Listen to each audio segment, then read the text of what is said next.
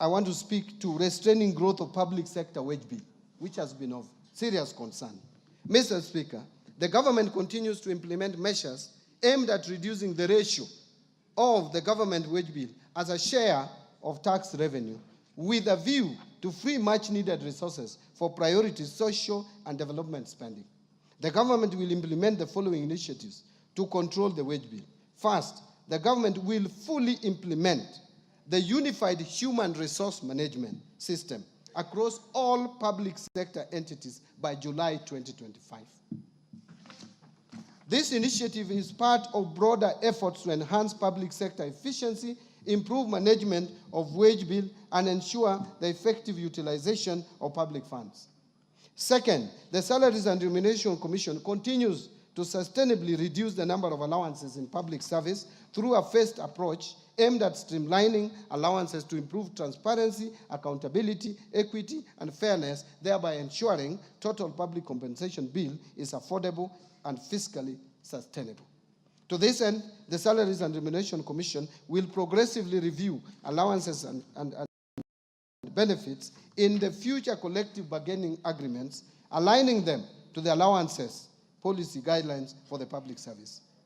Allow me now to turn to state corporations reforms. Mr. Speaker and honorable members, state corporations are a major source of fiscal risks to public finances due to management and operational inefficiencies.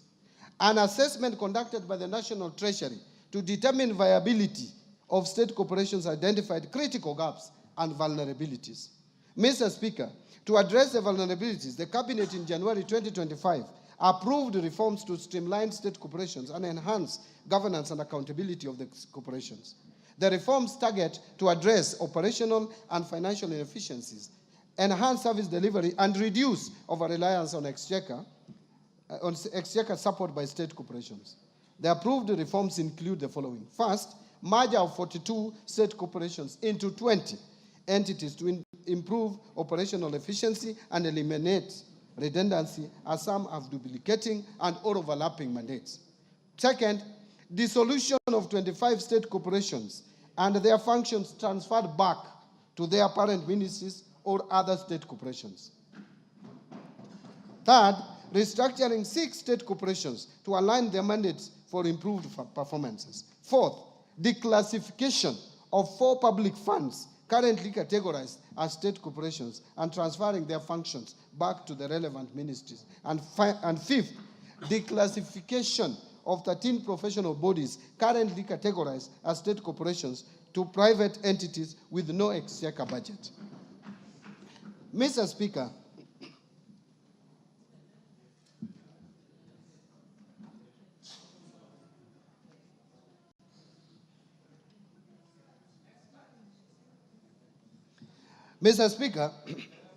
thank you.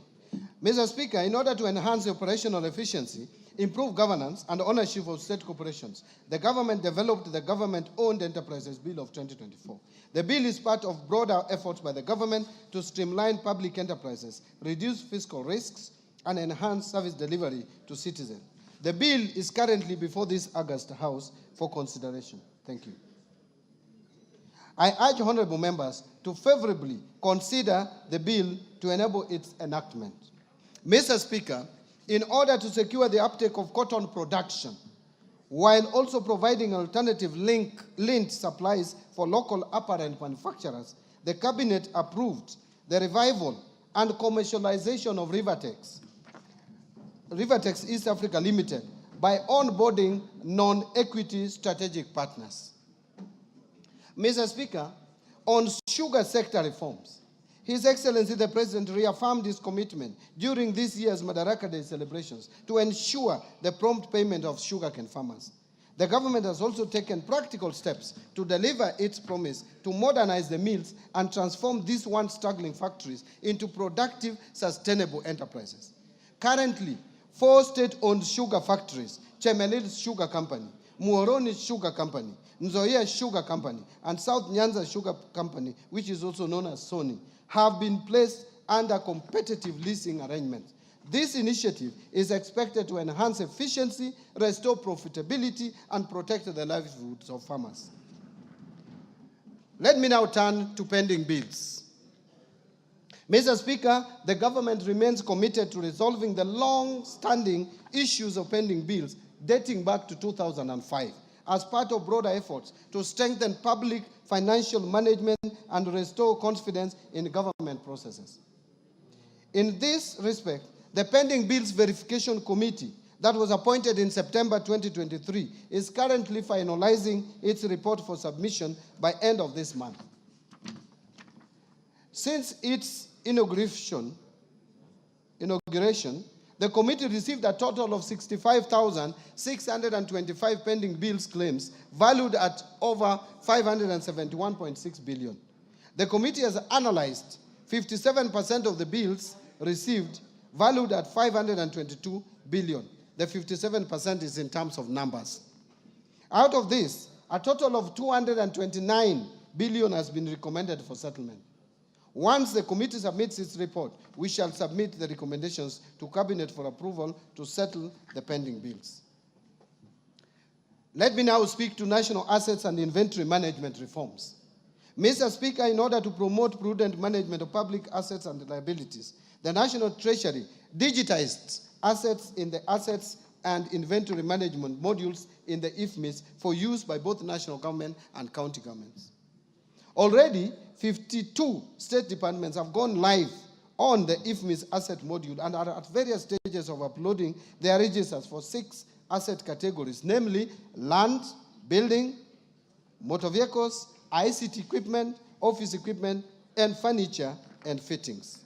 In addition, a roadmap is in place to roll out the module to the county government, and this reform will enable accounting officers have visibility of all assets and inventory under their control and facilitate optimal assets utilization. Mr. Speaker and honorable members, to enhance the management and utilization of public assets, the government is developing a policy on public sector asset valuation. The policy will support accurate financial reporting, strengthen fiscal discipline, and inform evidence-based public investment decisions. In addition, the government will develop framework to facilitate identification of public sector assets, and this will ensure accuracy and completeness of assets register, which are critical for transition to accrual basis of accounting.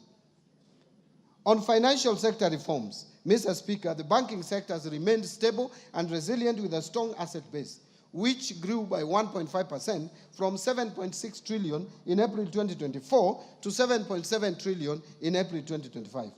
To anchor the banking sector to continue playing its role in Kenya's socio-economic transformation, various reforms have been implemented, which include, first, the Central Bank of Kenya lifted the moratorium on licensing of new commercial banks in Kenya in April 2025. This is expected to attract foreign direct investment in the sector, resulting in competition and consequently reduced lending rates. Second, to promote the greening of banking sector, Central Bank of Kenya in April 2025 issued the Kenya Green Finance Taxonomy and the Climate Risk Disclosure Framework for implementation by the sector.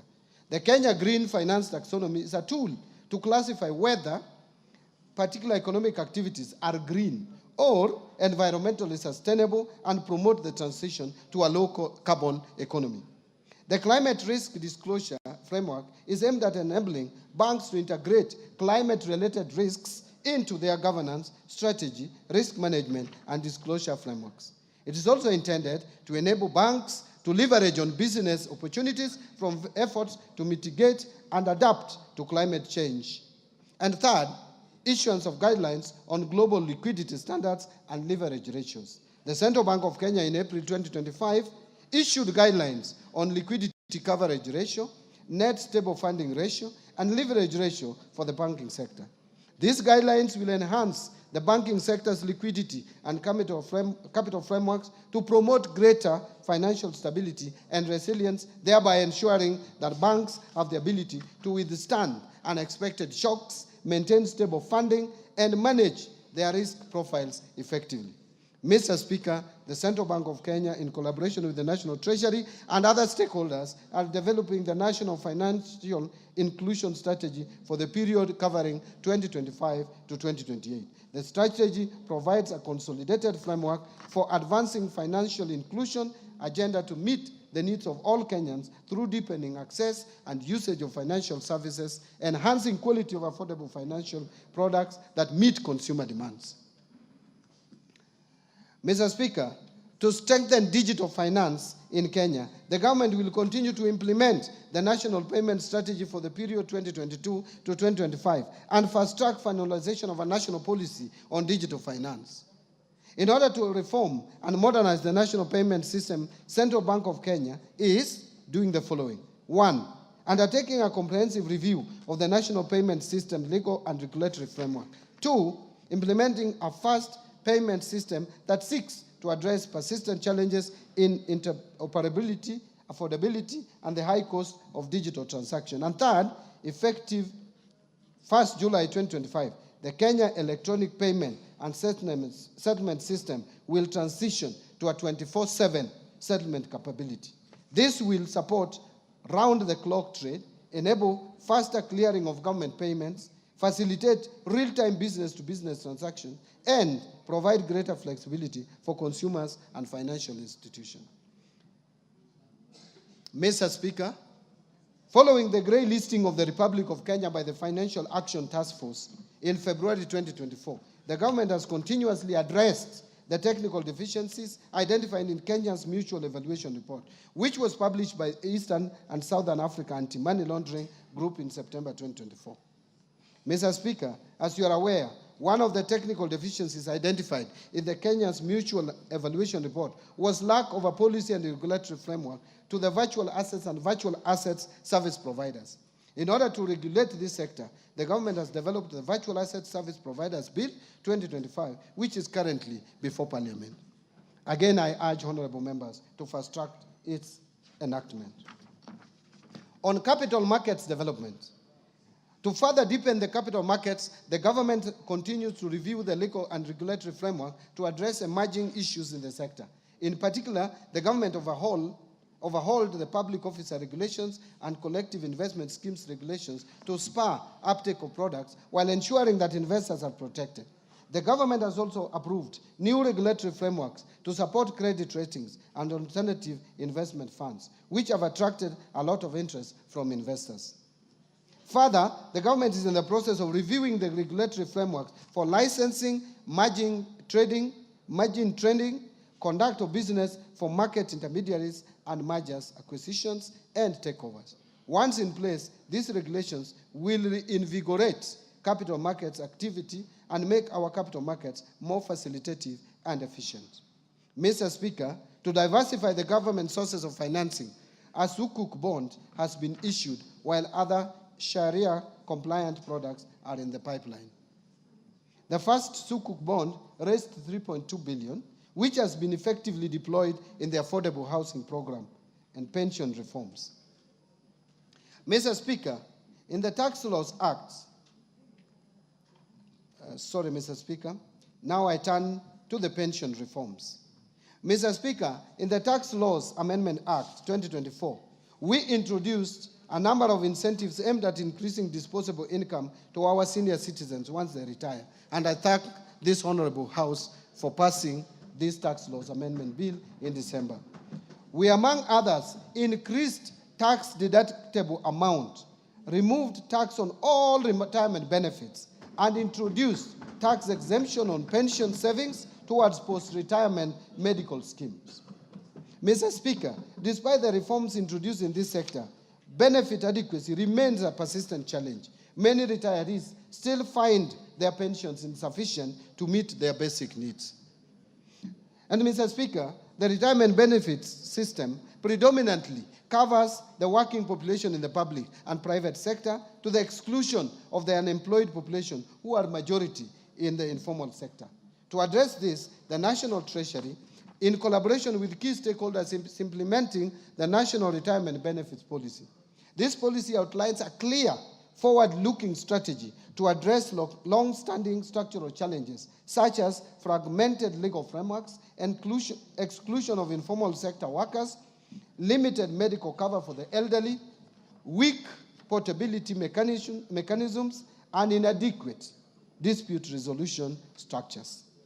Mr. Speaker, the government remains committed to fulfilling its obligations to retired public servants while ensuring that our pension system is modern, inclusive, efficient, and sustainable. In this respect, the government is undertaking reforms aimed at delivering faster, more transparent, and citizen-friendly pension services. Key among these reforms is the re-engineering of the pension management information system, which, together with the launch of a pension self-registration platform, will significantly improve data accuracy, enhance biometric verification, and reduce pension processing time from several months to less than 30 days. These reforms will also ensure real-time claims tracking, and integration with the national identification and payroll system, reducing errors and potential leakages. The re-engineered pension management system is planned for rollout on 1st of July 2025 and will transform pension administration by 1, enabling ministries, departments, and agencies to submit pension claims online at source through integration with government human resource systems. 2, allowing pensioners and beneficiaries to access services remotely and track the status of their claims in real time. And 3, providing automated updates to clients on the progress of their claims through system-generated notifications. On insurance reforms, Mr. Speaker, to facilitate the growth of the insurance industry in Kenya, the government will speed up the approval of the National Insurance Policy and its implementation. The policy will guide the review of the Insurance Act, which has served its purpose, albeit with progressive amendments for the last 30 years. Mr. Speaker, the Insurance Regulatory Authority is undertaking focused training on livestock and crop insurance, targeting farmers and pastoralist communities. These efforts are aimed at improving understanding and access to agricultural insurance as a tool for mitigating climate-related risks and protecting livelihoods of farmers and pastoralist communities. The authority is also conducting a comprehensive money laundering and terrorist financing risk assessment on the vulnerability of the insurance industry. This will aid in the identification of areas of improvement so as to strengthen the supervisory framework. On reforms under the education sector, Mr. Speaker, the National Treasury is committed to upholding the right to education, including free and compulsory basic education as guaranteed under Article 53B of the Constitution of Kenya. While we are cognizant that examinations must be conducted as scheduled later this year, there is need to undertake a critical evaluation of the costing of examination, assess the sustainability of the program in view of the prevailing fiscal constraints, and explore optimal options for delivering national examinations in order to ensure economy and value for money in public spending. Mr. Speaker, a key consideration is the merits of public funding of examination fees for all primary and secondary school candidates, including those from well-off households, as opposed to targeting the vulnerable students in our schools. We should also explore options of making the exercise of delivering national examinations simple and affordable without compromising the credibility of the exercise. To this end, the National Treasury is in consultations with the Ministry of Education on how best to achieve this at a minimal cost possible, including evaluating possible cost-sharing mechanisms. Mr. Speaker, the government remains committed to ensuring access to quality education for all children. In this regard, I assure the public and the 2025 examination candidate of our commitment to provide adequate funding for 2025 national examinations. On the fiscal policy framework, Mr. Speaker, the implementation of 2024-2025 budget has faced notable challenges, primarily following the withdrawal of the Finance Bill of 2024. Its withdrawal, alongside the associated public demonstrations, adversely affected economic activity and disrupted business operations across the country, compounding the fiscal pressures facing the government already. In response, the government undertook a revision of the fiscal framework through Supplementary Estimate number 1 in August 2024. This revision reflected a lower revenue base following the preliminary outcomes of financial year 2023-24, while also addressing immediate cash flow constraints. These adjustments were critical to ensuring the continuity of public service delivery. Mr. Speaker, in addition to the mid-year economic disruptions, the budget execution has been further constrained by shortfalls in revenue and emerging expenditure pressures. Notably, the implementation of the collective bargaining agreements and funding requirements under the new university education financing model have placed significant demands on the available fiscal space. These challenges have led to cash flow pressures and a buildup of pending obligations, necessitating careful fiscal management and reprioritization. To address these evolving dynamics, the government prepared supplementary budget estimates to accommodate revenue shortfalls experienced during the current fiscal year and accommodated expenditure pressures. On domestic revenue mobilization, Mr. Speaker, in order to support our economic agenda and sustain key government programs, the government continues to implement a balanced mix of tax policy and administrative measures aimed at significantly boosting revenue collection. As part of the process, the government is focused on broadening the tax base while reducing the burden of compliance. In this regard, we have prioritized sectors such as the digital economy, agribusiness, and small and medium enterprises in tax education and outreach programs. In addition, Mr. Speaker, Kenya Revenue Authority continues to embrace modern technology to streamline tax processes, facilitate trade, and enhance voluntary compliance. A key milestone in this journey is the launch of Gava Connect, an open application programming interface platform that enables Kenyan developers to build homegrown solutions for efficient access to tax services. This program enhances service delivery, improves transparency, and strengthens our ability to detect tax evasion.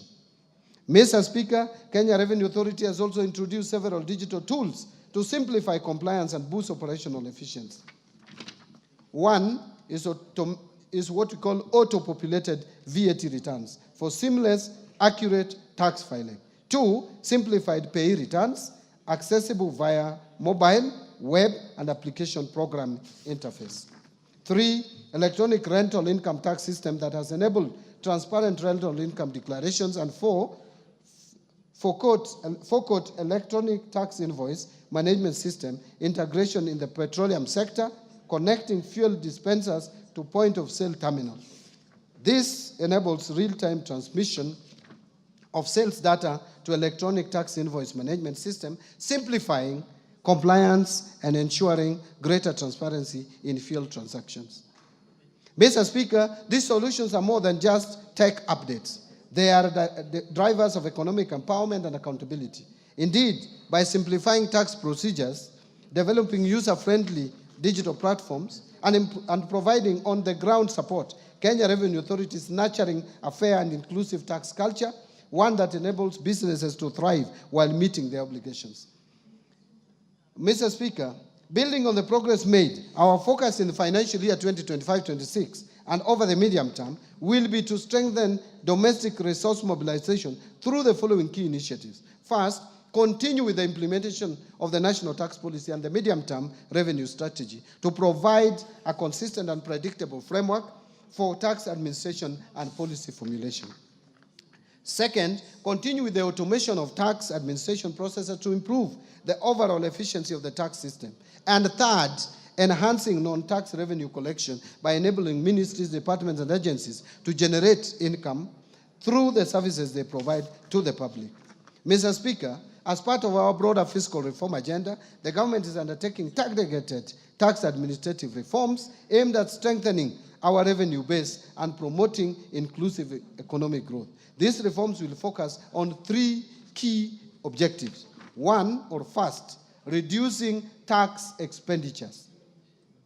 Mr. Speaker, tax expenditures stood at 3.38% of GDP in 2023. To unlock additional revenue for national government, we must reduce that tax expenditure. Second, expanding the tax base and enhancing compliance. in line with the goals set out in the medium-term revenue strategy. And third, streamlining the tax structure to encourage domestic production, attract investment, and stimulate economic growth. Mr. Speaker, allow me to speak to improving efficiency of public expenditure. Here, Mr. Speaker, in our continued effort to ensure prudent fiscal management, the government will sustain and deepen measures aimed at strengthening expenditure control and enhancing the efficiency and effectiveness of public spending. To this end, the government will implement a series of targeted actions, which include: 1, utilization of the launched end-to-end procurement system to maximize value for money, enhance efficiency and transparency in public procurement processes. 2, rolling out of a human resource management system across all national government ministries and departments, as well as county governments, to support better management of the public wage bill. 3, scaling up the use of the public-private partnerships framework for commercially viable projects to attract private sector participation in public service delivery, what we call PPP. 4, improving the public service pension administration through rolling out the pension management information system. And 5, fast-tracking governance reforms in state corporations to strengthen accountability, efficiency, and financial sustainability. I want to now turn to revenue projections.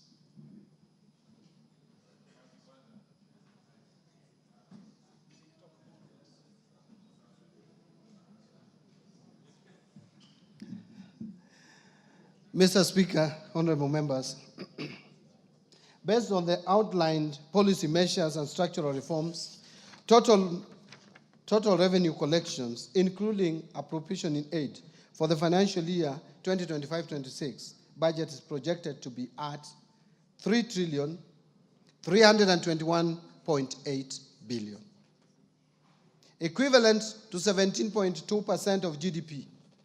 Of this amount, ordinary revenue is projected at Kenya shillings 2,754.7 billion, which is equivalent to 14.3% of GDP. And ministerial appropriation in aid, or if you like, non-tax revenue, is projected at 567 billion shillings. Grants are projected at 46.9 billion, or 0.2% of the GDP. Having talked about revenue projections, let me now turn to expenditure projections. Mr. Speaker, total expenditure in the financial year 2025-2026 budget is projected at 4,291.9 billion, equivalent to 22.3% of GDP. And of this, recurrent expenditures will amount to 3,134.4 billion, equivalent to 16.3% of GDP. And development expenditures, including allocations to domestic and foreign finance projects, contingency fund, and equalization fund, will amount to 693.2 billion, equivalent to 3.6% of GDP. Total allocation to county governments is projected at 474.9 billion, of which equitable share is 405.1 billion. Fiscal deficit and financing. Mr. Speaker, the resultant fiscal deficit, including grants, is projected at 923.2 billion, which is equivalent to 4.8% of GDP, down from the estimated 997.5 billion, or 5.7% of GDP in financial year 2024-25. The fiscal deficit for the financial year 25-26 budget will be financed by net external borrowing of 287.7 billion, equivalent to 1.5% of GDP, and net domestic borrowing of 635.5 billion, which is equivalent to 3.3% of GDP. Public debt management. Mr. Speaker, Kenya's public debt is projected to remain with these sustainable levels over the medium term. In present value terms, the debt to GDP is projected to progressively decline from 63% in 2024 towards the debt anchor of 55%, or minus 5% of GDP, plus or minus 5% of GDP for 2028. To support the projected decline in debt levels, the National Treasury will continue implementing various reforms as guided by the medium-term debt management strategy, including liability management operations, continue pursuing use of concessional loans from multilateral, bilateral, and limited commercial sources such as international bond issuances.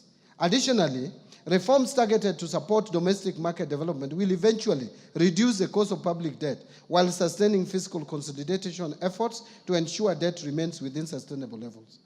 Further, the government will explore emerging funding instruments such as debt swaps, diaspora bonds, sustainability-linked bonds, and environmental, social, and governance debt instruments to fund budget deficit and manage public debt. This strategic approach will not only diversify our financing options, but also strengthen international partnerships and promote sustainable growth. Mr. Speaker and honorable members, the government is keen on sustaining transparency and improving efficiency on public debt service. To this end, the National Treasury is in the process of integrating the Commonwealth Meridian Debt Management System with the Integrated Financial Management Information System, IFMIS, and the core banking systems of Central Bank of Kenya. On public-private partnerships framework, Mr. Speaker, the government continues to strengthen the role of public-private partnerships in financing our development agenda. Currently, there are 32 PPP projects at various stages which are targeted to mobilize 70 billion shillings in the financial year 2025-2026 through private investments in priority sectors, including energy, water, housing, health, and transport. So, Mr. Speaker, to enhance transparency and accountability at all stages of project life cycle while implementing PPP, I recently issued a circular on mandatory disclosure requirements for all privately initiated proposals. This measure is part of our broader effort to strengthen the integrity of the PPP program and to ensure that private sector participation in public projects fosters public trust. Mr. Speaker, the National Treasury in May 2025 received the final report of the Committee of Experts on leveraging local financial markets for investment into public-private partnerships and implementation. The committee recommended the establishment and operationalization of PPP Implementation Trust Fund as the central mechanism for enhancing private sector participation in PPPs, particularly through institutional and retail entities. Additionally, Mr. Speaker, the PPP regulations under consideration by Parliament will enhance clarity around PPP processes, thereby enhancing efficiency and project delivery. This will also unlock a pipeline of county-level specific PPP projects in partnership with development partners. In strengthening public finance management reforms, number one is migration to accrual accounting. Mr. Speaker, to strengthen management of public resources, all government ministries, departments, and agencies adopted accrual accounting as of 1st July 2024. The first accrual-based financial statements are expected for the financial year ending 30th June 2025, which is a few days away. The accrual accounting will enable the government to account for all assets and liabilities, including all government assets. Second, Treasury single account. Mr. Speaker, to enhance cash management, the migration of ministries, departments, and agencies to the Treasury single account is progressing well. The Central Bank of Kenya is scheduled to go live with its T24 system upgrade in July 2025. This upgraded platform will support the implementation of Treasury single account core functionalities and facilitate the National Treasury to roll out the key elements of the Treasury single account system. Concurrently, the National Treasury is on track to onboard county governments in 2026. The final phase will involve integrating all remaining national government entities into the Treasury single account by financial year 26-27. Third, zero-based budgeting. Mr. Speaker, to reorient the budgeting and expenditure framework, the government adopted the zero-based budgeting approach while finalizing the financial year 25-26 budget. To implement this approach, the National Treasury developed a budget costing tool that was integrated into the IFMIS budget module for the national government. The zero-based budgeting approach compels all ministries, departments, and agencies to justify expenditures from scratch, thus ensuring resources are allocated to high-impact activities. It promotes transparency, efficiency, by requiring clear justification and critical assessment of spending. Mr. Speaker, I know this statement is long. And by the way, Mr. Speaker, you know Kenya is not a small economy. We are number 6 in Africa. And we have jumped over Ethiopia. So you can't have a 3-pager statement for an economy as big as Kenya. Gone without apology. Gone. Thank you, Mr. Speaker. Thank you very much. So far, so good. Yeah, Mr. Speaker, I'm now turning to resource allocation so that honorable members can appreciate, and the Kenyan people, where we have allocated the limited resources that we have. Mr. Speaker, now let me highlight the government spending priorities for financial year 25-26. Expenditures for the financial year 25-26 will consolidate the gains realized under the bottom-up economic transformation agenda, with special focus placed on promoting investment in core pillars and their enablers through a value chain approach. Number 1, under agricultural transformation and inclusive growth, which is the first pillar. Mr. Speaker, the government will continue to transform the agriculture sector by increasing productivity in key value chains such as fisheries and aquaculture, horticulture, food crops, livestock and rangeland development. The government will scale up support to farmers through input financing, subsidies, and extension services. This will move the country from food deficit to food surplus, reduce reliance on food imports, and revamp export crops. Mr. Speaker, in this respect, I have proposed an allocation of 47.6 billion for various programs under this sector, despite the fact that agriculture is largely devolved. This includes 8 billion for the fertilizer subsidy program, 10.2 billion for the National Agricultural Value Chain Development Project, 800 million for small-scale irrigation and value addition project, 1.2 billion for food security and crop diversification project, and 5.8 billion for the food systems resilience project. Mr. Speaker, to promote livestock production, I have proposed Kenya shillings 2.3 billion for de-risking, inclusion, and value enhancement of pastoral economies programs. 1.6 million Kenya shillings for Kenya livestock commercialization program. And 280 million for the livestock value chain support project. I have also proposed Kenya shillings 340 million for the development leather industrial park at Kenania. Mr. Speaker, to support the growth of blue economy, I have proposed a total of 8.2 billion to the blue economy and fisheries subsector. This includes 2.3 billion for aquaculture business development project, 2.4 billion to the Kenya Marine Fisheries and Socio-Economic Development Project, and 500 million for the Kabonyo Fisheries and Aquaculture Training Center. Mr. Speaker, to raise agricultural productivity and enhance resilience to climate change risks in targeted smallholder farming and pastoral communities, I've proposed an allocation of Kenya shillings 318 million towards an ending drought emergencies project and 1.3 billion to resilience for food and the nutrition security program in Horn of Africa project. Mr. Speaker, the government is also committed to land reforms to address historical inequalities, promote equitable access, and ensure sustainable land management. To this end, I have proposed a sum of 3.8 billion for settlement of the landless. I have also proposed 1.1 billion for processing and registration of title deeds, another 712 million for digitization of land registries, another 200 million for georeferencing of land parcels, and 220 million for construction of land registries to safeguard legitimacy of land ownership.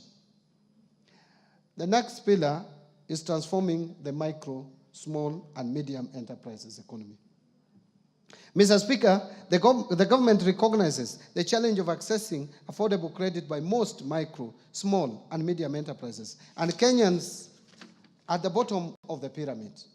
To address this challenge, I have proposed an additional allocation of 300 million to the Financial Inclusion Fund, popularly known as the Hustler Fund, to scale up access to credit for households and MSMEs.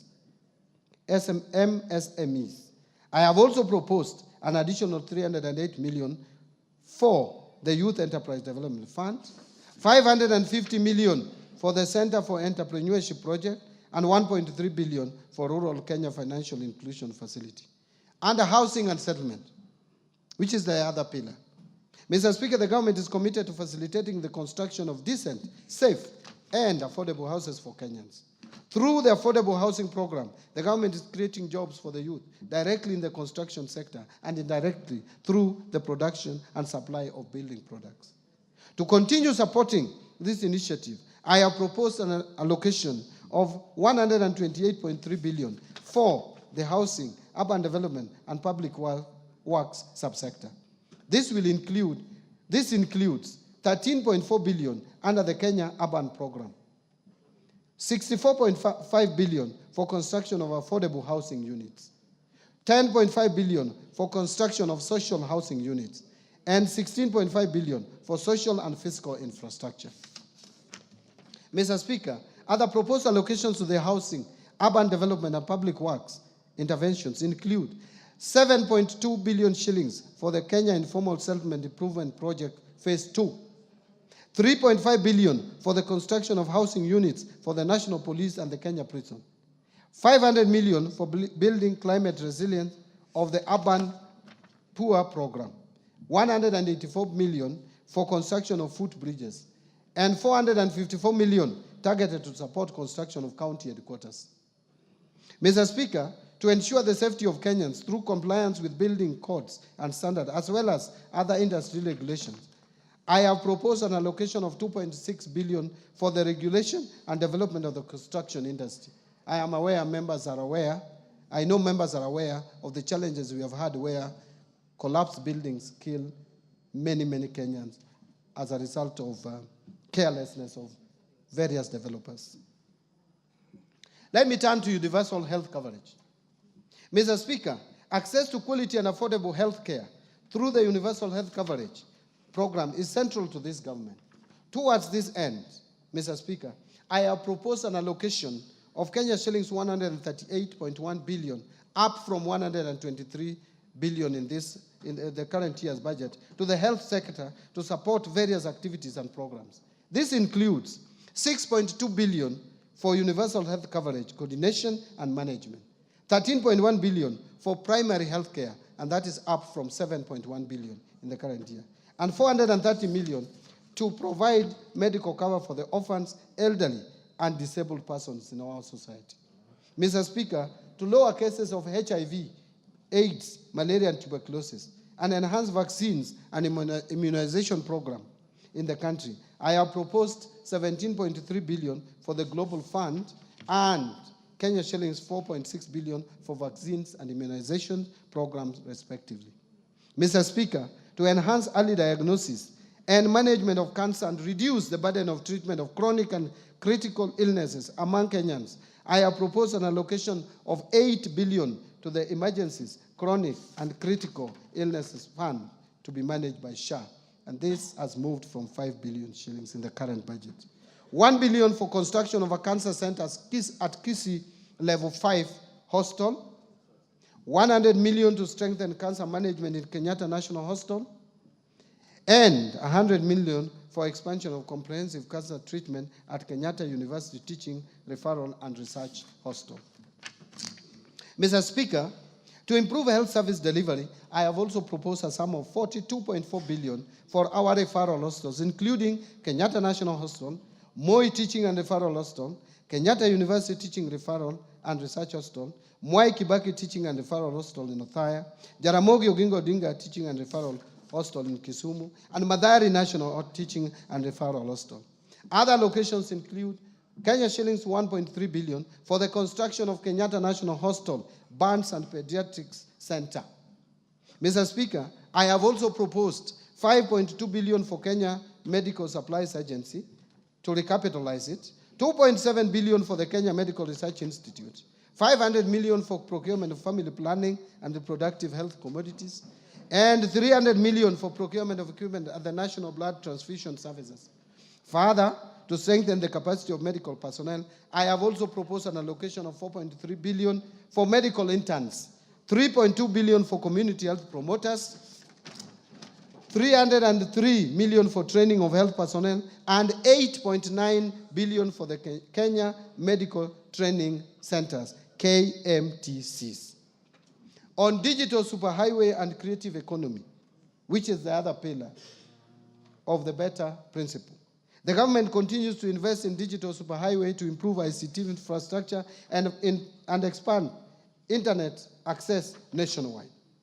The creative industry is a significant source of employment, particularly for the youth, and has the potential to address high unemployment rates through promotion of music, theater, graphic design, digital animation, fashion and craft, among others. Mr. Speaker, to support growth in the digital superhighway, I have proposed an allocation of 12.7 billion to fund initiatives in the information, communication technology sector. Specifically, this proposed allocation includes 2.3 billion shillings for the construction of Kenya Advanced Institute of Science and Technology at Konza Technopolis, 3.7 billion for Kenya Digital Economy Acceleration Project, and 333.2 million for government shared services, 382 million for the digital superhighway, 689 million for the establishment of digital hubs, and 750 million for maintenance and rehabilitation of national optic fiber backbone infrastructure. In order to fast-track the development of the Konza Technopolis city, I have proposed an allocation of 3.1 billion for Konza data center and smart city facilities. The government is also committed to enhance transparency, accountability, and efficiency in public procurement. I have, in this regard, proposed an allocation of 700 million for rolling out the implementation of the electronic government procurement system, what we call EGP, or EGP, EG procurement. Other key allocations to critical sectors supporting better include the following: investing in critical infrastructure. Mr. Speaker, the government will continue to invest in transportation networks, including roads, railways, and air travel, to reduce travel time and logistic costs, making markets more accessible and facilitating the movement of goods and people. Towards this end, I have proposed an allocation of 217.3 billion for development of roads across the country. This includes 30 billion to support construction of new roads and bridges, 70.8 billion for rehabilitation of roads, because we have so many long, the length of roads is so long that we have to maintain them and rehabilitate. And 115.6 billion for road maintenance. Actually, this 115 billion is more than the 85 million that we have in the current budget by 30 billion for maintenance of our roads. Mr. Speaker, to expand railway transport and its infrastructure, I have proposed an allocation of 38 billion shillings. I have also proposed an allocation of 450 million for the Kenya ferry ramp in Mombasa, 331 million for Nairobi bus rapid transport project, and 298.7 million for promotion of e-mobility projects. To facilitate movement of goods and people in our inland waters, I have also proposed an additional 110.4 million for acquisition of ferries for Lake Victoria. Mr. Speaker, to scale up production of reliable and affordable energy, I have also proposed an allocation of 62.8 billion to cater for key energy interventions. This includes 31.6 billion for the national grid system, 16.3 billion for rural electrification, 11.6 billion for development of geothermal energy, 2.1 billion for alternative energy technologies, and 743 million for development of nuclear energy. Let me now talk about improving education outcomes. Mr. Speaker, the education sector plays a vital role in economic development by enhancing human capital, driving innovation, and improving productivity. To this end, the government continues to invest in education to raise learning outcomes and ensure equal opportunities for all. Mr. Speaker, I have proposed a total allocation of 702.7 billion to the education sector, which is almost 28% of our entire budget. This will include an allocation of 387.2 billion to the Teacher Service Commission. The allocation for TSC will include 7.2 billion for recruitment of intern teachers and 980 for capacity building of teachers on competence-based education curriculum. Further, I have proposed an allocation of 7 billion for free primary education, 28.9 billion for junior secondary school capitation, and 51.9 billion for free day secondary education. In addition, Mr. Speaker, I have also proposed an allocation of 5.9 billion for administering the national examinations, 3 billion for the school feeding program, and 7.2 billion for the recruitment of instant teachers. I think that one I'd already mentioned, that's a repeat, and 4 billion for the technical, vocational, educational training and entrepreneurship project. Mr. Speaker, to enhance infrastructure development and provide a safe learning environment in our schools, I have proposed an allocation of 1.7 billion for primary and secondary schools infrastructure, and 1.4 billion for construction and equipping of technical training institutes and vocational training centers. In addition, I have proposed 13.3 billion for the Kenya Primary Education Equity in Learning Program, and 2.3 billion for the Kenya Secondary School Quality Improvement Project. Mr. Speaker, other proposed allocations to the education sector include 993 million for research, science, technology, and innovation, 41.5 billion to the Higher Education Loans Board for provision of loans to university and TVET students, and this has increased from 35 billion to 41.5 billion for health. Another 16.9 billion for scholarship for university students, and 7.7 billion capitation and scholarship for TVET students.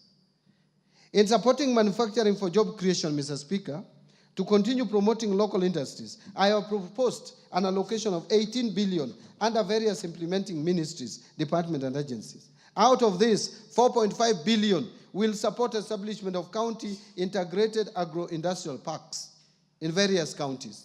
2.8 billion for supporting access to finance and enterprise recovery, what we call SAFER project. 602 million for a development of Athi River Textile Hub. 705 million for establishment of flagship export processing zones hubs. 504 million for development of special economic zone textile park in Naivasha. And 798 million for Kenya jobs and economic transformation. Mr. Speaker, in order to revitalize and maximize the benefits from our cash crops, I have proposed 2 billion for coffee cherry revolving fund and another 2 billion for coffee debt waivers. This is up from the 3 billion that was allocated to this subsector in the last financial year's budget. Another 1.5 billion for sugar sector reforms, and 120 million for modernization and revitalization of cotton ginneries, and 245 million for horticultural produce compliance enhancement project. Mr. Speaker, to support local production and processing of edible oils, I have proposed an allocation of 300 million for the National Edible Oil Crops Promotion Project. Mr. Speaker, to enhance milk processing, I have proposed an allocation of 400 million for excess milk mop-up and 150 million for modernization of milk processing factories in Runyenjes and Narok. Mr. Speaker, to equip our youth with essential training and internship opportunities in trade and industry, I have proposed an allocation of 330 million for the Kenya Industry and Entrepreneurship Project, another 500 million for the construction of industrial research laboratories, and 109 million for constituency industrial development centers.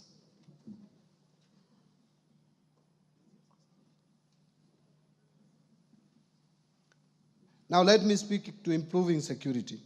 Mr. Speaker, a stable and secure environment fosters investment, trade, and overall economic growth. In this regard, I have proposed an allocation of 202.3 billion for defense, another 125.7 billion for the National Police Service, and 51.4 billion for the National Intelligence Service, another 32.5 billion for internal security and national administration, and 38.1 billion for prison services. I have also proposed an additional allocation of 10 billion to cater for leasing of police motor vehicles and 3.6 billion for police modernization program. Mr. Speaker, to combat crime and enhance administration of justice, I have proposed 1.2 billion for construction and modernization of national forensic facilities. Now, let me turn to protecting the vulnerable groups in our society. Mr. Speaker, social protection services are crucial for building more equitable and resilient societies by reducing poverty, inequality, and vulnerability, as well as promoting economic growth and social cohesion. I have in this regard proposed an allocation of 41.4 billion in this budget to protect the vulnerable members of our society and promote affirmative action. This is increasing from 33 billion in the current financial year's budget. Out of this allocation, 25.1 billion will cater for cash transfers to the elderly persons. And again, this has moved from 18 billion, so it has increased by 7 billion. 8.9 billion for cash transfers to orphans and vulnerable children. Again, that's a jump of 1 billion more. And 1.5 billion for cash transfers to persons living with disability. Again, this has been increased from 1.19 billion. Mr. Speaker, the proposed allocations also includes 3.9 billion for the Kenya Hunger Safety Net Program, 450 million for the National Fund for the Disabled of Kenya. In addition, there is 600 million which will go to the Child Welfare Society of Kenya, 100 million for the Presidential Bursary for Orphans, 180 million for the Street Families Rehabilitation Trust Fund, and 90 million for the National Albinism Support Program, and finally, 90 million for the National Autism Support Program. On equity, poverty reduction, women and youth empowerment. Mr. Speaker, unemployment remains one of the most persistent and challenging issues facing the country today. The challenge is not only about job creation, but also bringing the critical gap between education and employment and developing relevant skills for the modern economy.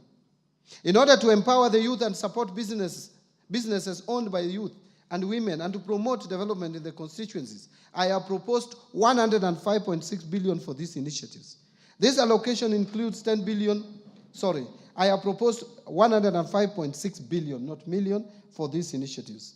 This allocation includes 10 billion for the National Youth Service, NYS, 3.6 billion to National Youth Opportunity Towards Advancement, what is famously known as NYOTA, and Kenya shillings 318 million for the Youth Enterprise Development Fund.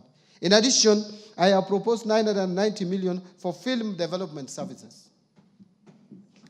Mr. Speaker, to further empower our women and girls, I have proposed 353 million for the Women Enterprise Fund, 940 million for provision of sanitary towels to school-going girls, 254 million for strengthening prevention and response to gender-based violence in Kenya, 110 million for eradication of female genital mutilation, and 4 billion for the National Government Affirmative Action Fund, otherwise known as NGAF.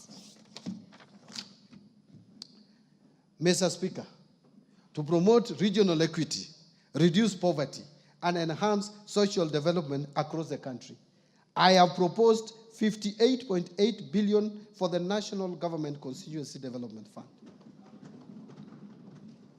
9.6 billion for the Equalization Fund to finance programs in identified marginal areas or marginalized areas, and another 15.9 billion for the Kenya Devolution Support Program number 2. To stimulate tourism growth, sports, culture, recreational, and arts, Mr. Speaker, in order to harness national pride, empower our youth, and position Kenya as a regional beacon of talent and heritage, I have proposed an allocation of 29.7 billion to support sports, culture, and recreation as well as tourism. This proposed allocation includes 13.5 billion for the Sports, Arts, and Social Development Fund, 2.3 billion to establish an automation and digitization system for the sports registrar, 241 million for the Anti-Doping Agency of Kenya to make Kenya remain competitive in the athletics and other sports, 402 million for Sports Kenya, 245 million for the Kenya Academy of Sports, 8.2 billion for the Tourism Fund, and 4.8 billion for Tourism Promotion Fund. On environmental protection, water and natural resources, Mr. Speaker, to safeguard natural ecosystems, ensure sustainable water use, and tackle the impact of climate change, I have proposed an allocation of 10.7 billion for forest resources conservation and management. 1.6 billion for forest research and development, 3.7 billion for environment management and protection, 11.5 billion for the Kenya Financing Locally Led Climate Action Project, which is known as FLOCA, 1.6 billion for meteorological service, and 13.2 billion for wildlife security, conservation, and management. Another 953 million for wildlife research and development. In addition, I have also proposed 1.1 billion for human-wildlife conflict compensation and 950 million for wildlife insurance. Mr. Speaker, I have also proposed an allocation of 26.8 billion for water and sewerage infrastructure development. Out of this, 16.5 billion for water resources management and 1.9 billion for water storage and flood control. In addition, I have also proposed 15 billion for irrigation and land reclamation and 266 million for water harvesting and storage for irrigation.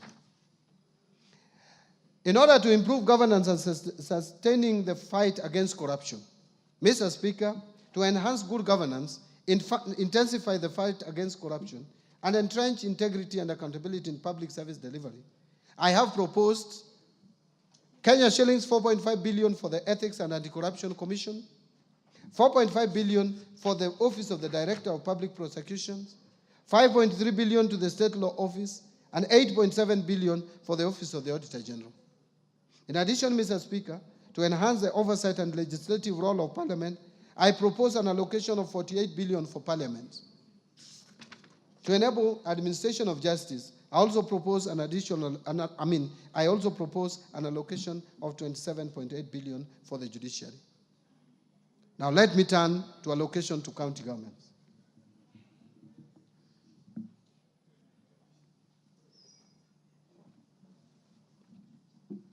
Mr. Speaker, to support devolution, county governments will receive 405.1 billion in the financial year 2025-2026 as an equitable share of revenue raised nationally, an increase of 17.6 billion from Kenya shillings 387.4 billion in financial year 24-25. The 405.1 billion represents 25.8% of the most recently audited revenues for financial year 2020-2021, way higher than the minimum of 15% prescribed in Article 203(2) of the Constitution. In order to ensure food and nutrition security, infrastructure development, improved water and sanitation systems, among others, county governments will receive an additional 69.8 billion as additional allocations. Equalization Fund. Mr. Speaker, to support implementation of projects in the marginalized areas, 7.85 billion has been proposed as an allocation to the Equalization Fund in the financial year 2025-2026, and an additional 2.74 billion to settle outstanding arrears owed to the fund. Mr. Speaker, now allow me to speak to measures to enhance county government's own source revenue. Mr. Speaker, the own source revenue policy recommended the development of a national framework legislation to regulate the introduction of taxes, fees, and charges by county governments. Consequently, the National Treasury and other stakeholders developed the County Government Revenue Raising Process Bill, which is currently before Parliament for consideration. Again, I urge the Honorable House to consider the bill and prioritize its enactment. Mr. Speaker, now let me turn to taxation measures. Mr. Speaker, I will now turn to tax policy measures supporting the financial year 2025-2026. These measures include proposals contained in the Finance Bill 2025, as well as the customs duty measures agreed upon by the East African Community Ministers for Finance during the East African Community pre-budget meeting held in May this year, which I personally attended. These measures are set to take effect from 1st July 2025. Mr. Speaker, the freedoms we enjoy in this country have not come easy. In the last couple of years, Kenyans have spoken clearly and loudly on the desired direction in development of policy and governance of taxation. In 2023, the minority side in Parliament, supported by the efforts of the then ODM chairman, protested against the Finance Act of 2023.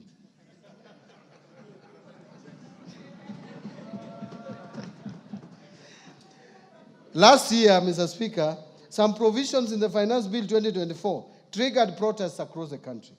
These actions in the 2 years regrettably resulted in the loss of lives and destruction of property and adversely impacted economic lives of many. In the remembrance of our fellow Kenyans who lost their most precious lives during these protests, allow me, Mr. Speaker, that we observe a minute of silence in their remembrance. Will you be upstanding?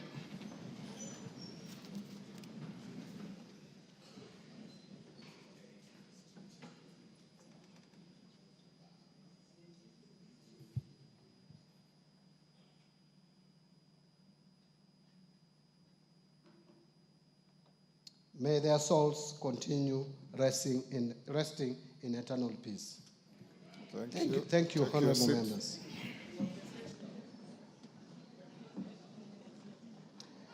Mr. Speaker, no life should be lost and no property should be destroyed again. The message from Kenyans was clear. Since I took office at the National Treasury and Economic Planning, I assured Kenyans that we shall strive to reduce tax burden. In this respect, the Finance Bill of 2025 has neither proposed new taxes nor raised any tax rates. Instead, we have chosen to enhance tax revenue collection through administrative reforms by simplifying and streamlining tax laws to make them clearer and easier to implement, thereby by improving taxpayer compliance. The process also involves rationalization of tax expenditure to enhance equity and fairness. Mr. Speaker, the revenue foregone through tax incentives or tax expenditure has increased significantly, rising from Kenya shillings 393.1 billion, which is equivalent to 2.9% of GDP in 2022, to 510.6 billion, which is equivalent to 3.4% of GDP in 2023. To reverse this trend, the Finance Bill of 2025 proposes reforms to rationalize tax expenditures so as to promote equity, fairness, efficiency, and reduce distortions within the tax system. The proposed reforms are in line with the national tax policy and the medium-term revenue strategy, which this Honorable House passed. So, Mr. Speaker, from the proposed reforms, we expect to raise Kenya shillings 30 billion more as additional revenue.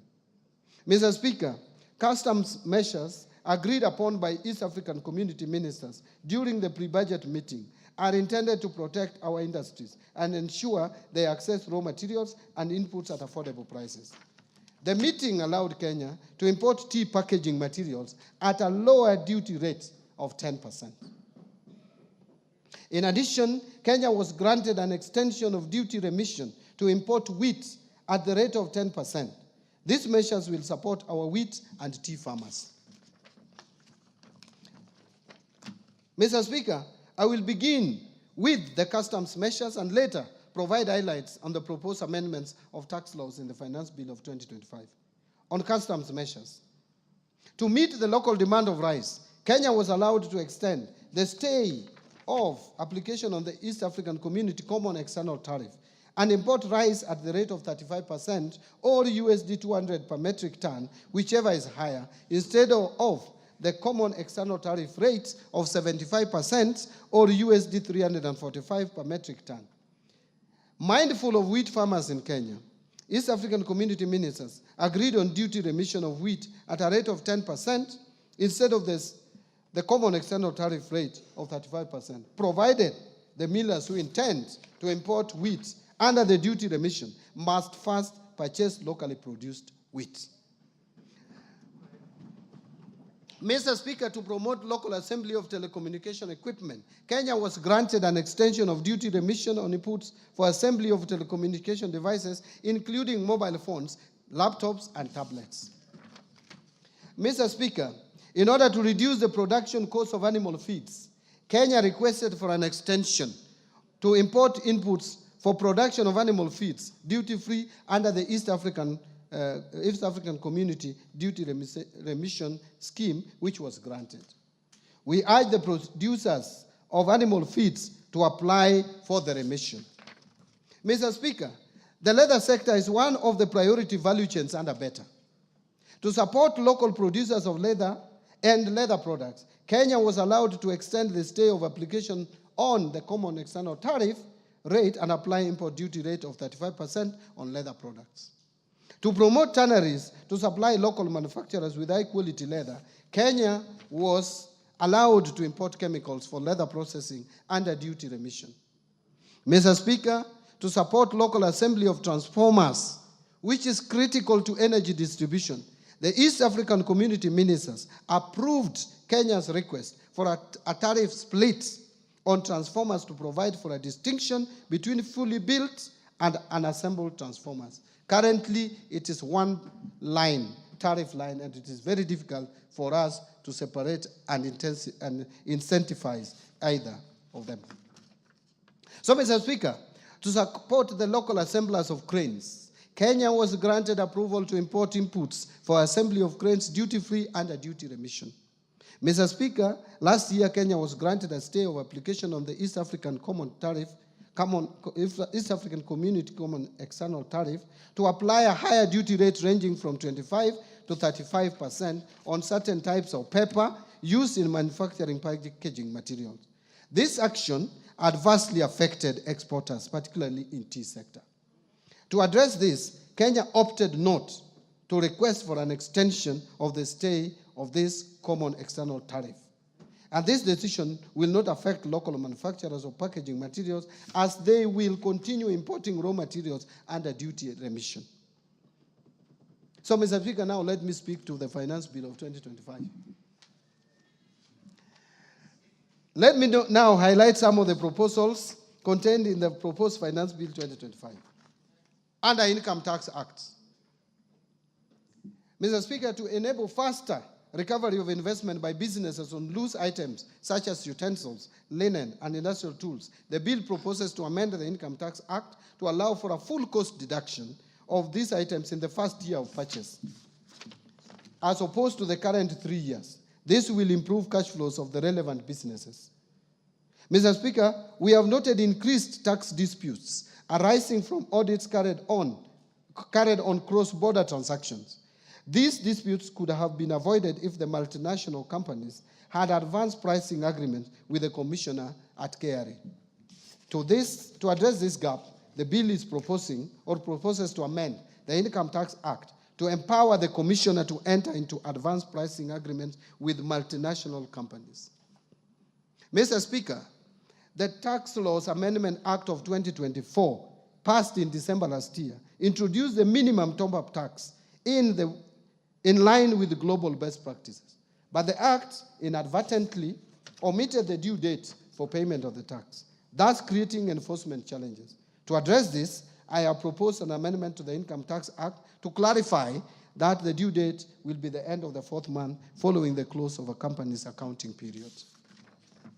Mr. Speaker, again, the Tax Laws Amendment Act of 2024, passed in December last year, exempted gratuity payments from income tax, actually pension and gratuity. However, the provision is not clear whether all gratuity, including from private pension schemes, is exempted from tax. In this respect, the bill is proposing to amend the Income Tax Act to clarify that all gratuity payments, whether from public or private sources, are exempt from tax. Mr. Speaker, to encourage wider participation in virtual asset transactions, especially among the youth, the bill proposes to reduce the digital asset tax rate from 3% to 1.5%.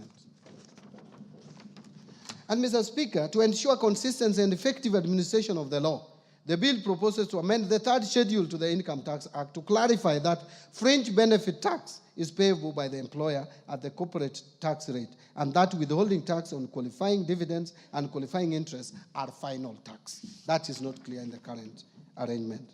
And Mr. Speaker, under the current Income Tax Act, individuals with mortgages, and honorable members would be interested in listening to this. Mr. Speaker, under the current Income Tax Act, individuals with mortgages for purchasing or improving residential houses can claim tax relief on interest payment on the mortgage. However, those who take up a mortgage to construct their own residential houses are excluded from this relief. That is the law as it is today. To ensure fairness, the bill proposes to extend this benefit to interest on mortgages taken for construction of residential houses.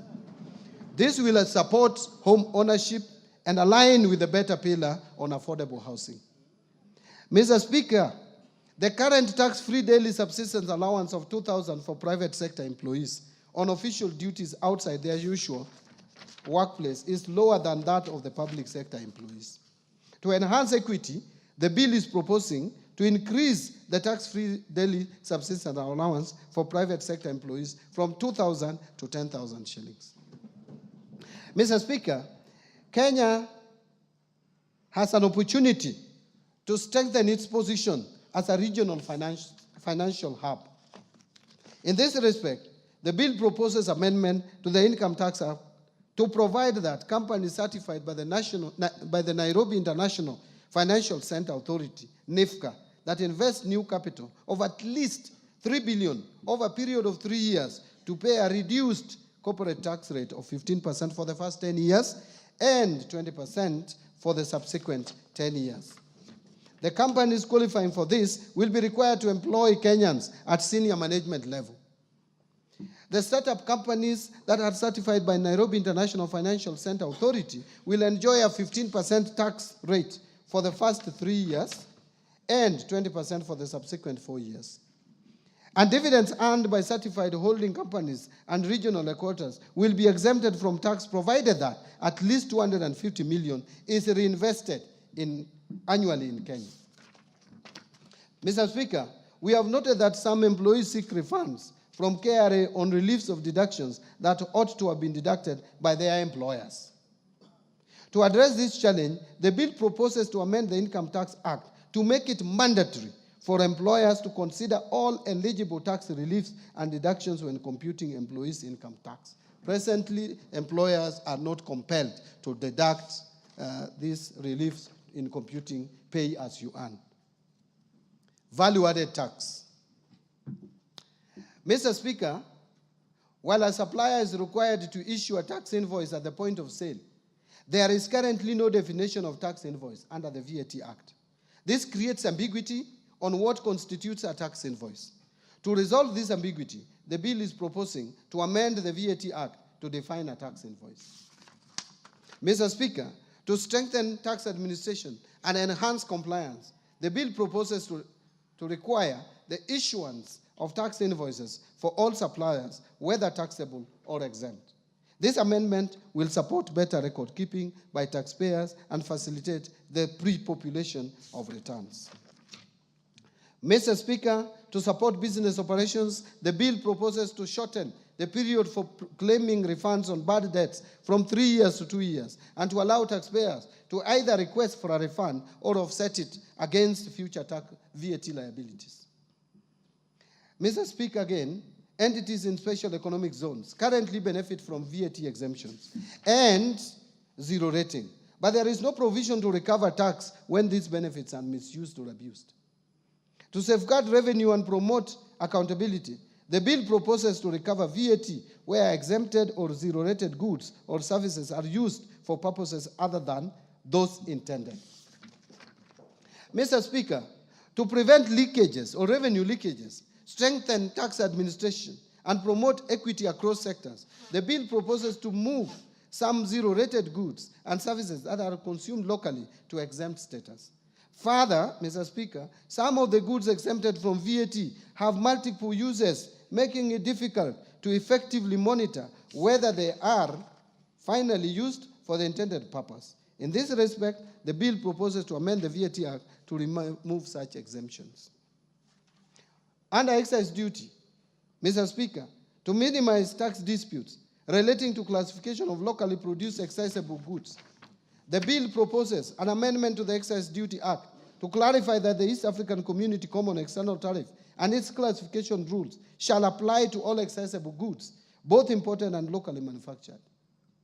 Mr. Speaker, to streamline the processing of application for license to manufacture excisable goods by the Commissioner, the bill proposes to amend the Excise Duty Act to require the Commissioner to provide feedback on the application within 14 working days from the date of receipt of all valid documents. Mr. Speaker, the Excise Duty Act provides for taxation of alcoholic beverages based on pure alcoholic content, which increased cost for producers using spirits over 90% alcohol content as raw materials from 356 shillings to about 1,000 shillings per litre. Since undenatured extra neutral alcohol is a key input in the manufacturing of spirituous beverages, the bill proposes to amend the Excise Duty Act to provide an excise duty rate of 500 shillings per litre for undenatured extra neutral alcohol above 90% strength supplied to licensed spirituous beverage manufacturers. Mr. Speaker, to promote equity and fairness in taxation of accessible services offered through the internet or electronic network, the bill proposes to amend the Excise Duty Act to bring non-resident persons without a physical presence in Kenya into the tax net when they supply accessible services through these mediums. Mr. Speaker, to avoid double taxation of fees charged by digital lenders, the bill proposes to amend the definition of digital lender under the Excise Duty Act to exclude entities licensed under the Banking Act, the Cooperative Societies Act, and the Microfinance Act. Honorable members, to enhance clarity and consistency in the administration of excise duty legislation, the bill is proposing to amend the Excise Duty Act to clarify that imported plastic products, including plates, self-adhesive plastics, and printed polymers, will be subjected to excise duty at 25% of the excise value, or 200 per kilogram, whichever is higher. Now let me speak to miscellaneous fees and levies. Mr. Speaker, the Export and Investment Promotion Levy on billets and wire rods, which are raw materials in the manufacture of nails, fencing wires, gabions, bolts, and nuts, have raised production costs of these products. In this respect, the bill proposes to amend the Miscellaneous Fees and Levies Act to review the levy downwards.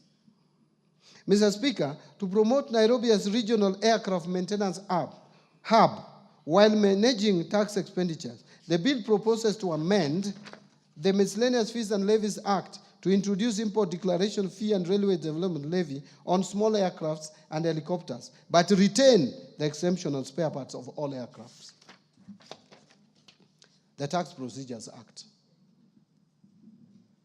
2015.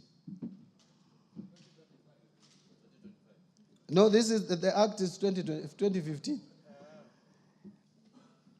Mr. Speaker, to enhance the Commissioner's ability to recover unpaid taxes from non-residents, the bill is proposing to amend the Tax Procedures Act to expand the scope of agency notices to include non-resident persons. Mr. Speaker, and this is controversial, to close a loophole that hinders enforcement of tax compliance and ensure timely revenue collection, the bill proposes to amend the Tax Procedures Act to clarify that enforcement of tax collection when a tax appeals tribunal or a court judgment on tax dispute is in favor of the Commissioner shall only be suspended where a stay order has been granted. That is not the one that I thought I was going to read. The controversial one is yet to come. Mr. Speaker, to remove the financial and legal barriers that may hinder effective enforcement of recovery of unpaid taxes, the bill proposes to amend the Tax Procedures Act to provide that property transfers made by or to the Commissioner in recovery of tax liabilities be exempted from stamp duty. Mr. Speaker, to promote transparency, uphold fair administrative action, and strengthen trust in tax administration, the bill proposes to amend the Tax Procedures Act to require the Commissioner to provide reasons when issuing amended tax assessments to a taxpayer, so that we avoid misuse of Kenya Revenue Authority for political reasons, where they just sit and tell you that 3 years ago you did not pay such and such, and yet you had already been cleared for tax purposes. Reasons must be provided. Mr. Speaker, to address taxpayers' concerns regarding penalties and interest arising from system-related delays or administrative errors beyond taxpayers' control, The bill proposes to amend the Tax Procedures Act to allow the Cabinet Secretary to grant waivers on penalties and interest arising from such circumstances upon recommendation by the Commissioner. Presently, if there is any error made by the Kenya Revenue Authority on your tax assessment, there is no law to reverse it. So in conclusion, Mr. Speaker and fellow Kenyans, we have experienced a wide range of challenges as a nation in the past 2 years. In navigating these trying times, we have demonstrated exceptional resilience and remained steadfast in our development and democratic journey. Kenyans have demonstrated commendable patience and resilience as the government continues to fulfill its commitments to improve livelihoods through the implementation of better. And under the leadership of His Excellency, the President, Dr. William Samoei Ruto, we have made meaningful progress in advancing our development agenda, promoting inclusion, fostering national unity, and working together to build our nation and renew the spirit of patriotism. Mr. Speaker, the budget I have presented today has been thoughtfully prepared to navigate the delicate balance of competing interests while adhering to our fiscal consolidation plan. Mr. Speaker, I am confident that the policies and structural reforms I have outlined provide a solid foundation for sustaining our socio-economic transformation. These measures are designed to stimulate job creation, strengthen our economic recovery, and ease the cost of living. I therefore call upon honorable members and all Kenyans to support the implementation of the budget as we work together in pursuit of shared prosperity. Finally, Mr. Speaker, the journey to a prosperous Kenya calls for leadership and collective commitment of all Kenyans. Last year, the Orange Democratic Movement joined hands with the United Democratic Alliance under Kenya Kwanza to form a broad-based government. This unity has brought renewed peace and stability to Kenya and fostered inclusive development beyond tribal lines.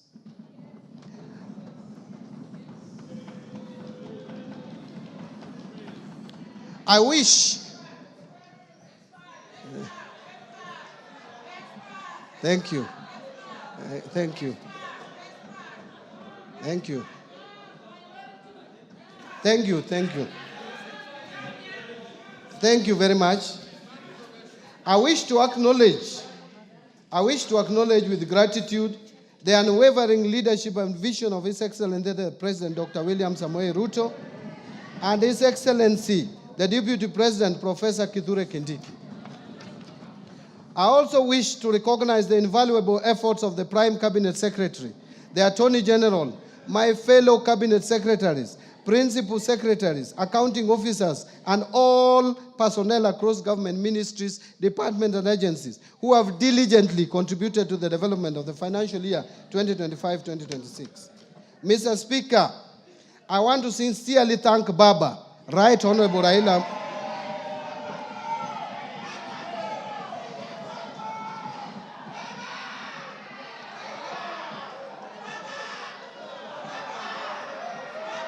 Thank you,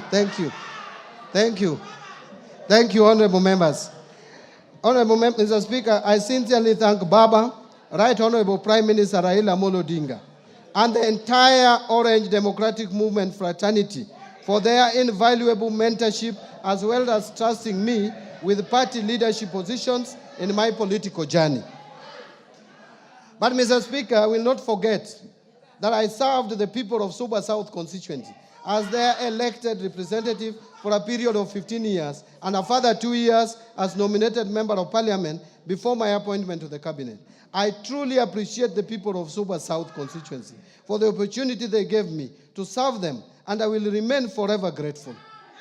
In addition, I served in the leadership of parliament as a minority leader, and equally, I appreciate the support accorded to me by this House and its leadership during my tenure. My sincere appreciation goes first to you, Honorable Speaker of the National Assembly,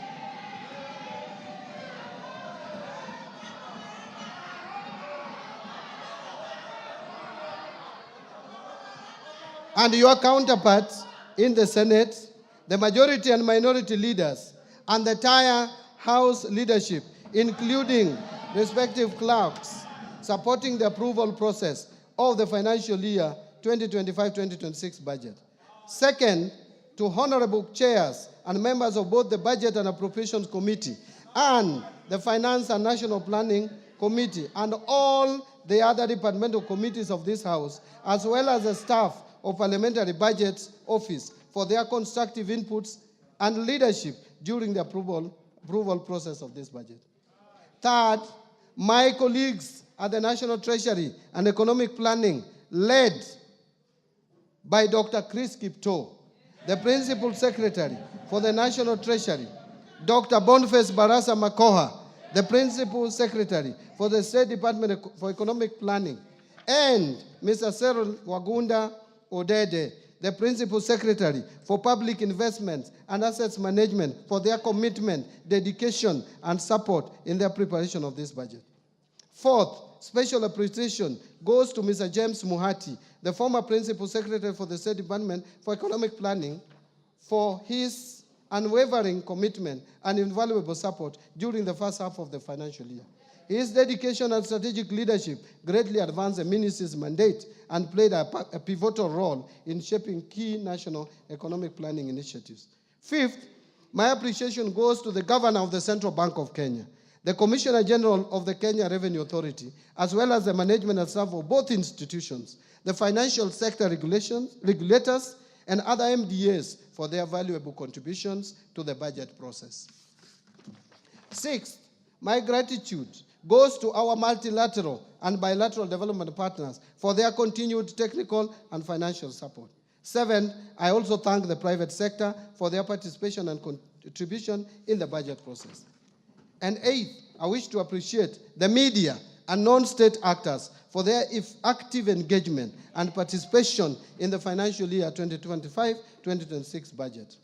Mr. Speaker, I forever remain indebted to my beloved wife, Madam Rhoda Mbadi, and my children, who is here in the Speaker's Gallery, and my children for their support and inspiration as I execute my duties at the National Treasury and Economic Planning. Their prayers and guidance gave me the zeal to proceed even during my lowest moments. I remain deeply grateful also to my siblings for raising me, paying my school fees, and supporting me throughout my journey. Mr. Speaker, I am sure that my late parents, Jadung Stanislaus Ngongo Moth and his babe, Slermina Yambo Ngongo, with my mother, are smiling down from above as they see their youngest son perform this great service for the great people of Kenya today. God is truly faithful. Lastly, Mr. Speaker, my utmost gratitude goes to all Kenyans for their contributions during the budget process. Thank you, and may God bless Kenya.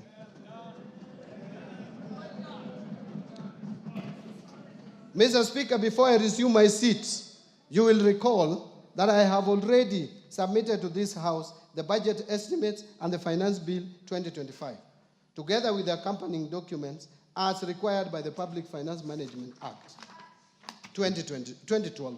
Today, I further submit the following documents for this August House and request that you graciously receive them. 1, budget statement for the financial year 2025-26. 2, the 2025 budget policy statement. 3, estimates of revenue, grants and loans for the financial year 2025-2026. 4, financial statements for the financial year 2025-26.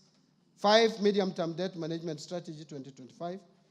6, budget highlights, the Mwananchi Guide for the financial year 2025-26. And finally, statistical annex to the budget statement for the financial year 2025-2026. Thank you, Honorable Speaker. Thank you, honorable members.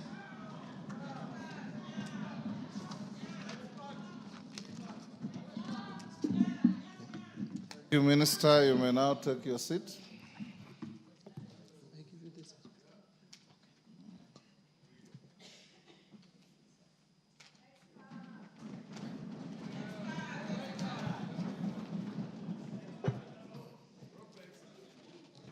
Thank you, CS, for just above 2 hours well spent in presenting your first budget highlights to this House. Honorable members, I wish to thank the Cabinet Secretary for the National Treasury and Economic Planning for ably making a public pronouncement of the budget policy highlights and the revenue-raising measures for the national government for the financial year 2025-2026 and the medium term. I confirm that in conformity with the provisions of Section 39 and 39A of the Public Finance Management Act, Cap 412A, and the Standing Order 244C, the Cabinet Secretary had already submitted to the National Assembly the relevant legislative proposals necessary to actualize the revenue-raising measures to finance the 2025-2026 budget. This has since culminated in the Finance Bill 2025, which is under consideration by this House. Honorable members, it's my pleasure to invite all members, the Cabinet Secretary for the National Treasury and Economic Planning, other Cabinet Secretaries, and all invited guests to a reception at the Parliamentary Courtyard. Honorable members, the time now being 5:23 p.m., this House stands adjourned until Tuesday, 17th June 2025 at 2:30 p.m. I thank you.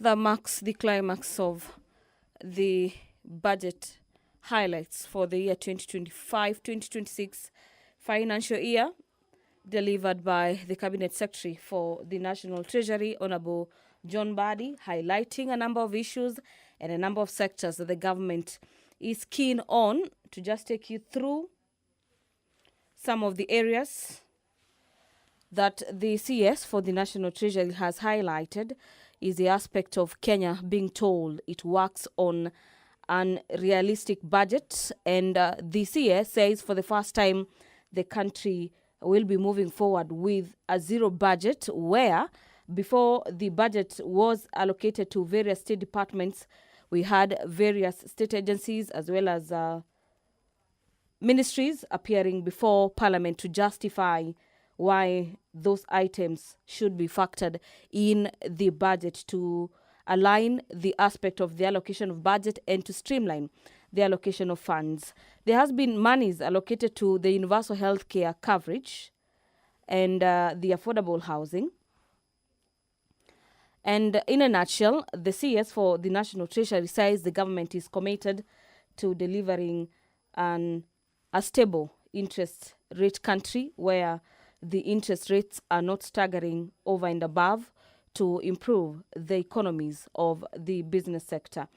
Among the issues that the CS has highlighted that are set to streamline the business industry is the streamlining of the public procurement reforms